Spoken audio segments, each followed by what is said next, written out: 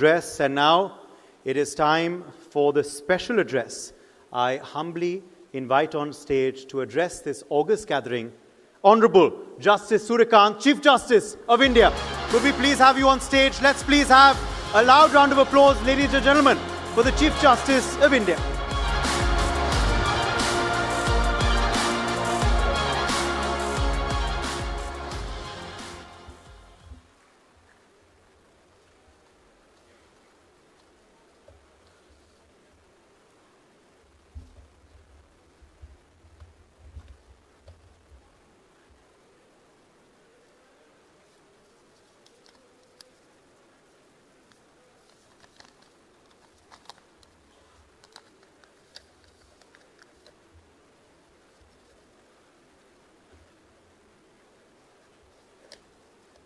Honorable Mr. Frederick Reinfeldt, 32nd Prime Minister of Sweden, Honorable Scott Morrison, 30th Prime Minister of Australia, Honorable Mr. Shri Baburam Bhattarai, 36th Prime Minister of Nepal, very distinguished parliamentarians, lawmakers representing various jurisdictions, very distinguished Chief Justice of Madhya Pradesh High Court, Justice Sanjeev Sachdeva, senior advocates, Indian parliamentarians, Mr. Kartikeya Sharma, founder of NXT and Member of Parliament Rajya Sabha, other members of the legal fraternity from domestic and international jurisdictions, eminent academicians and students from various institutions across the world, dear students, ladies and gentlemen, good evening and namaskar. It is both my proud privilege and profound pleasure to address such a distinguished and diverse gathering of eminent government functionaries, members of Judiciary, public representatives, distinguished academicians, future generations, very eminent personalities across the world on the theme, as Mr. Kartikeya Sharma pointed out, law and justice in the era of artificial intelligence and beyond. Let me first commend Mr. Kartikeya Sharma and his entire team for so thoughtfully bringing together the galaxy of leaders and professionals I see before me. The breadth of experience and perspectives represented in this assembly reflects the complexity of the subject before us today. Allow me, therefore, to begin with a simple metaphor, one that I hope captures the essence of what I seek to convey in the course of my remarks. Dear friends, imagine for a moment a river. Its waters are in a state of perpetual flux, constantly moving, swirling, and adapting to the terrain it encounters. As the Greek philosopher Heraclitus famously observed several epochs ago, and I quote him, "One can never step into the same river twice." Yet while the water changes, the river bed remains firm. It is the foundation that gives the flow its direction and its purpose. For centuries, the law has been like that very river. The specific statutes, rules, or regulations are the shifting waters, but the riverbed, the fundamental, unshakable truth of justice, remains constant. This relationship between the permanent and transient nature of legal development is not new. If you look back at the dawn of civilization, we see the law attempting to anchor itself in the most literal sense. For instance, in ancient Mesopotamia, the Code of Hammurabi, which was their legal text covering civil, criminal, and family laws, was carved into a 7-foot tall basalt stone, unmoving and unformidable. In our heritage, Dharmashastras inscribed onto palm leaf manuscripts viewed that law was not merely a set of human dictates, but as a cosmic order that sustains the very universe. The Earth Shastra, another wonderful book of ancient times defining various aspects of law, which is an ancient a book known for its statecraft, politics, economic policy, and military strategy, views the law in a similar vein. However, in those eras, the law was bound by the physical limits of the scribe's hand and often only in the preserve of a select few who held the keys to literacy. Then came the great shift, where the advent of printing press during the age of industrial progress marked a departure from the times of inscriptions on stone tablets and handwriting manuscripts. Large-scale mechanical printing dramatically multiplied the number of books and legal texts in circulation, expanding public access to knowledge and gradually democratizing the idea of rights. As law moved beyond the silence of handwritten scrolls to the roar of the printing press, it became accessible to the common man, yet infinitely more complex. This transition, of course, proved that the law is not a fossil, it is a movement. It is a living, breathing organism that has successfully navigated the journey from parchment to paper and from the town square to the globalized courtroom. We learned then, as we must remember now, that the law survives not by resisting change, but by absorbing it.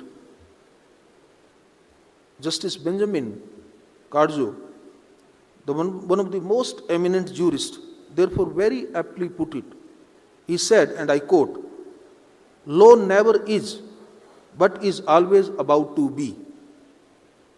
Today, we find ourselves at the edge of another great shift, perhaps the most profound and challenging one yet. We are transitioning from the world of paper to the world of pixel. The course of the river, so to speak, is entering a digital canyon where the speed of the current has accelerated beyond anything our predecessors could have imagined. But as we stand before the daunting possibilities of artificial intelligence, we must not lose sight of the riverbed. While our tools are becoming more artificial, our commitment to justice must remain more human than ever.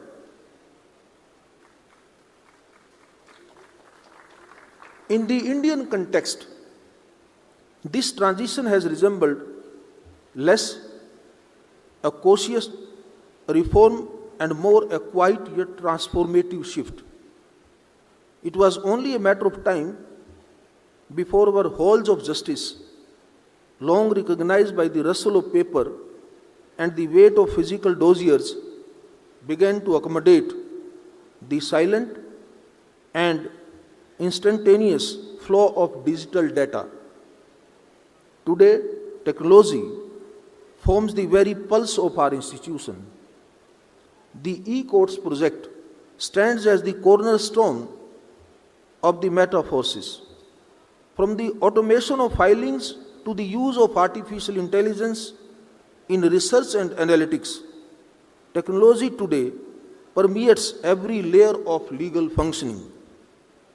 The endeavor, however, has consistently been to ensure that technology is harnessed in a manner that meaningfully assists every stakeholder within the justice delivery system. If one considers the impact that technology has brought upon the judiciary and court administration, it has significantly enhanced efficiency and institutional coordination.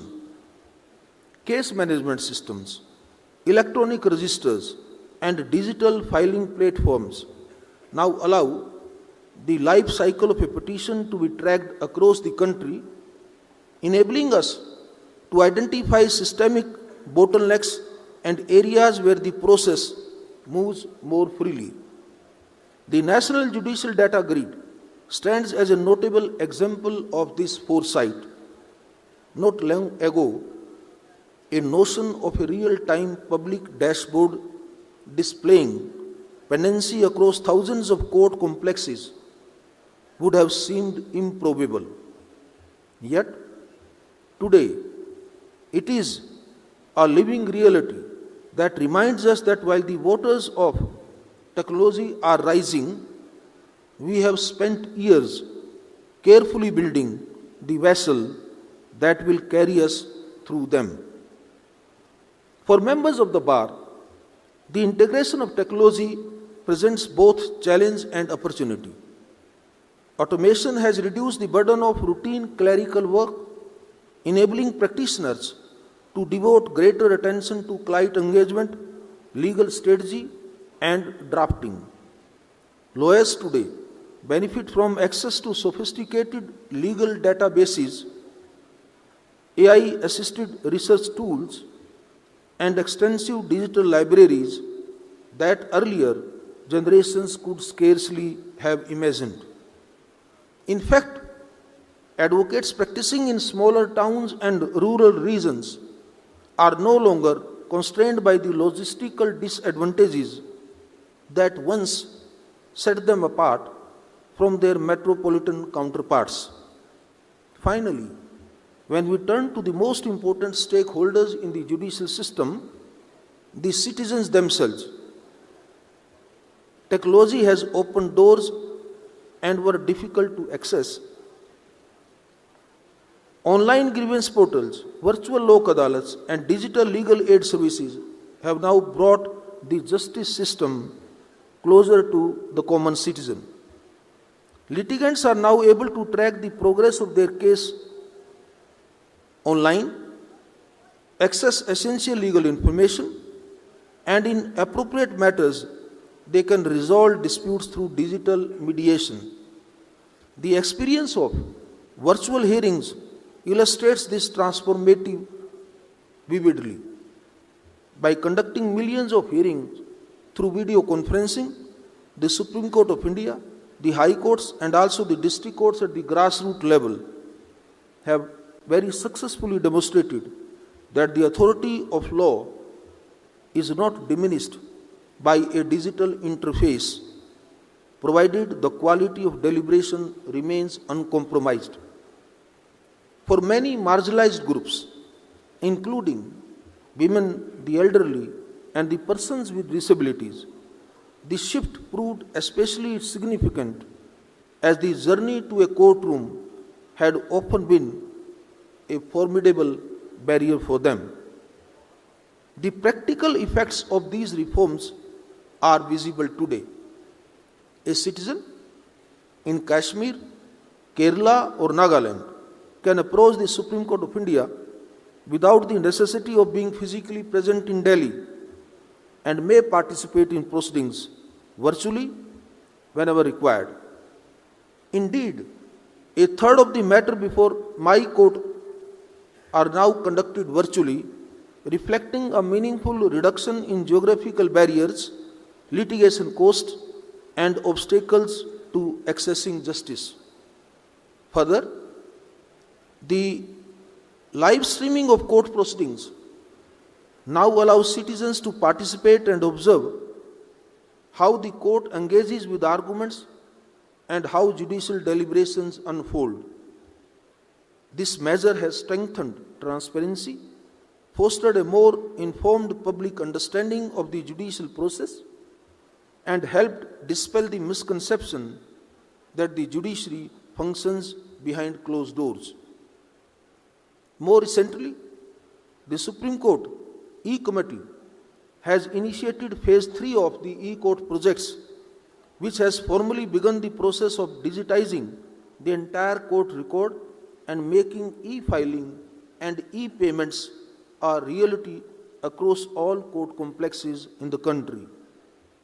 As we continue to navigate this digital stream, we are beyond cognizant that we have arrived in this age of artificial intelligence. To some, this may feel like a storm gathering on the horizon. To others, it appears to be the dawn of a new capability.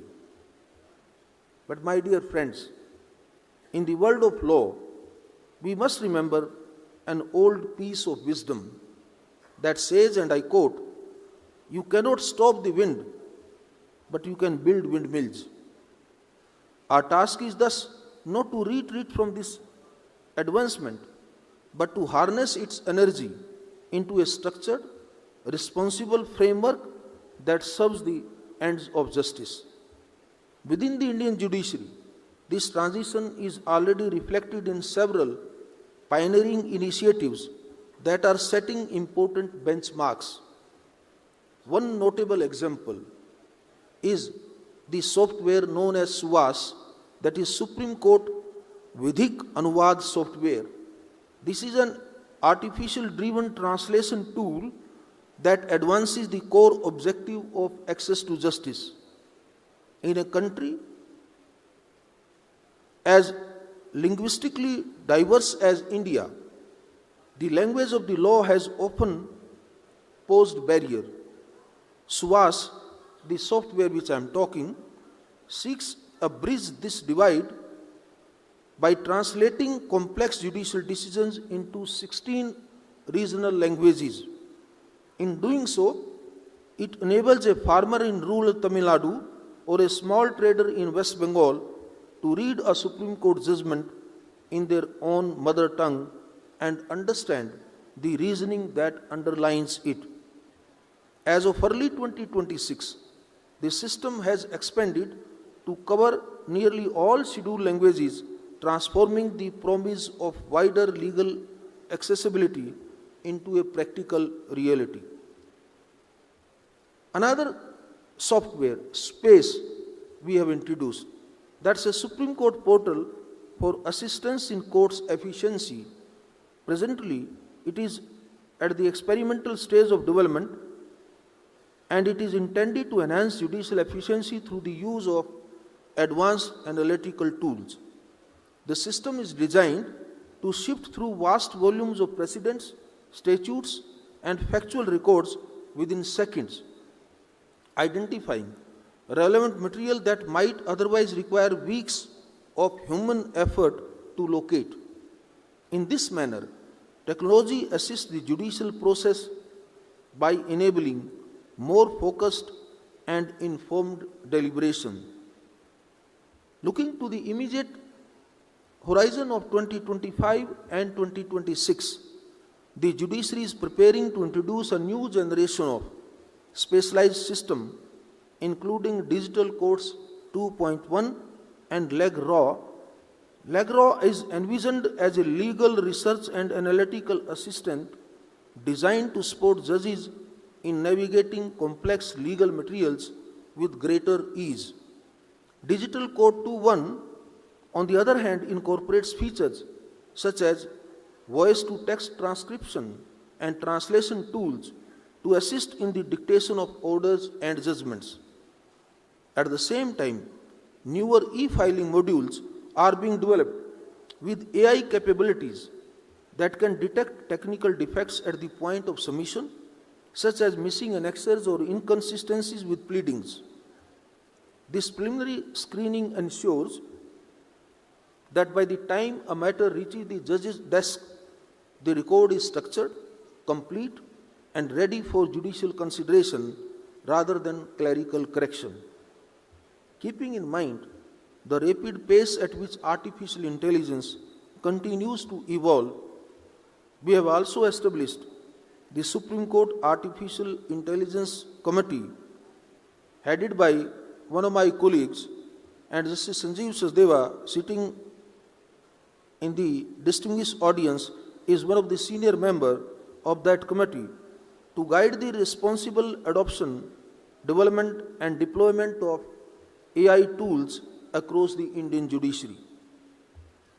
In fact, at the recently concluded India AI Impact Summit, the Supreme Court of India had the opportunity to engage in substantive deliberations with several leaders and stakeholders in the global AI ecosystem. During these discussions, I explained and outlined the progress we have made in integrating AI into aspects of our judicial processes and the manner in which we hope to strengthen these systems further through responsible technological adoption. Most importantly, I emphasized that any such integration must remain firmly anchored in the values of institutional integrity, fidelity to the rule of law, and our continuing commitment to expanding access to justice and ease of justice. Yet, as we marvel at the lighthouse beam of technology, we must also be wary of the shadows it casts. There are some serious challenges that sometimes it might raise before us, and therefore we need to take care of that part also. For all its brilliance, artificial intelligence brings with it a paradox. It can provide an answer with lightning speed, but it often cannot provide a reason. This is what has often been termed as black box problem. In our courts, justice is not merely a mathematical output. It must rest upon careful reasoning and principled legal analysis. If an algorithm cannot account for the logic that leads to its conclusion, it falls short of a central requirement of our legal tradition, namely that justice must not only be done, but must be demonstrably done through a transparent and reasoned order. What I seek to emphasize is that artificial intelligence cannot replace the human judgment that lies at the heart of the justice delivery system. We are already witnessing troubling instances of what may be described as synthetic or artificial generated judgments being cited in court proceedings. In some cases, courts and members of the bar have relied upon precedents that simply do not exist. Decisions that were the product of AI generation rather than any authentic judicial record.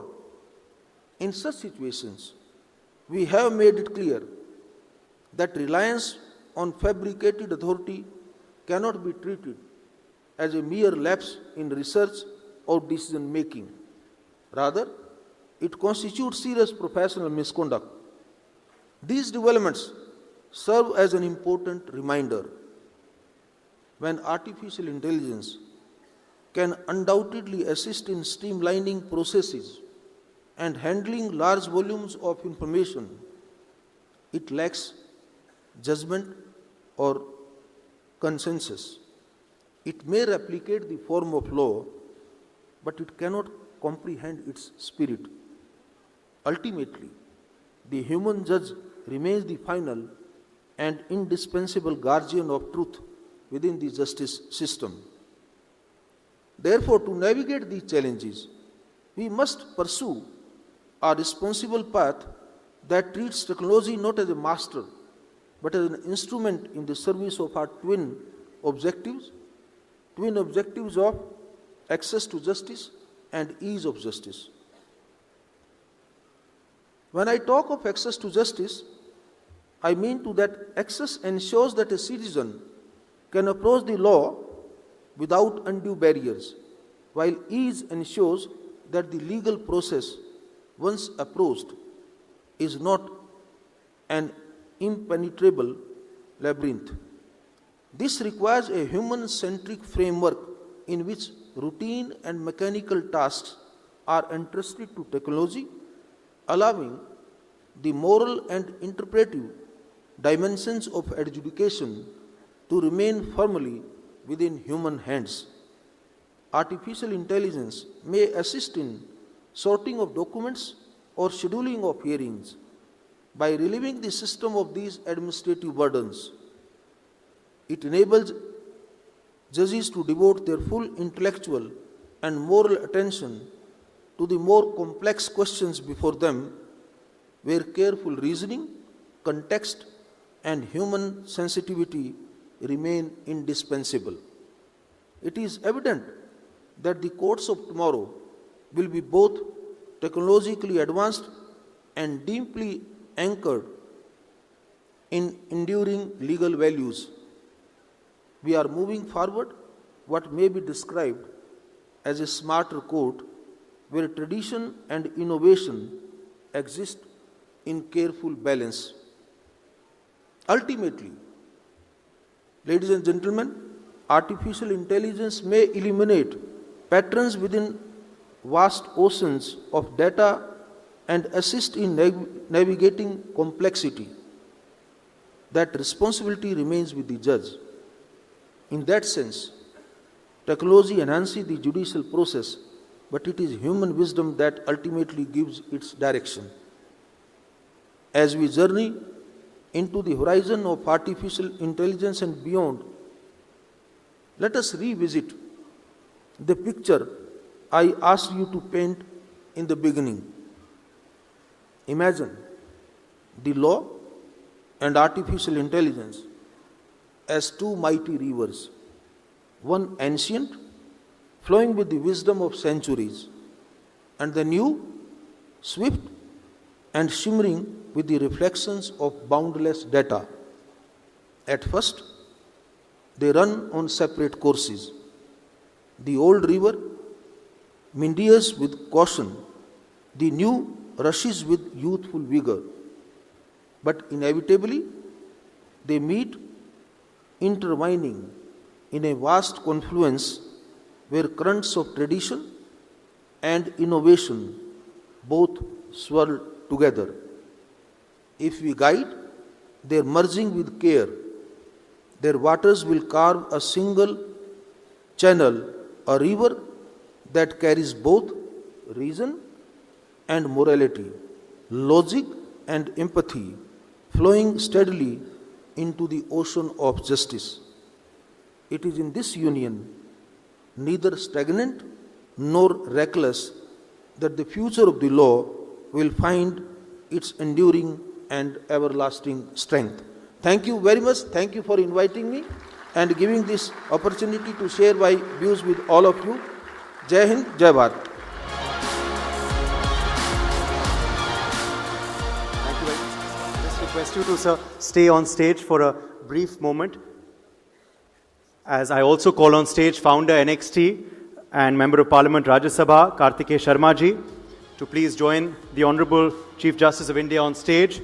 And for a vote of thanks for our special guest, Honorable Justice Surya Kant, I invite on stage Dr. Aishwarya Pandit Sharma, Chairperson, the Sunday Guardian Foundation. Ma'am, could we have you?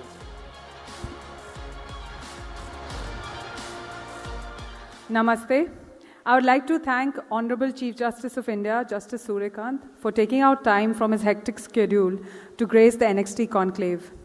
Your views on law, the need for justice for all, caution about the impact of technology have always been enriching for our nation and the entire legal community.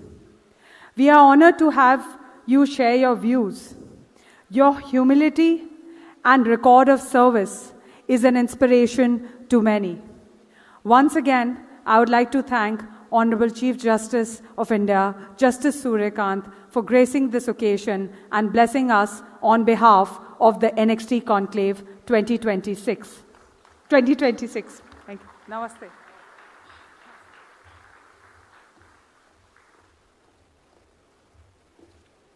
Thank you once again, sir, for gracing us with your presence.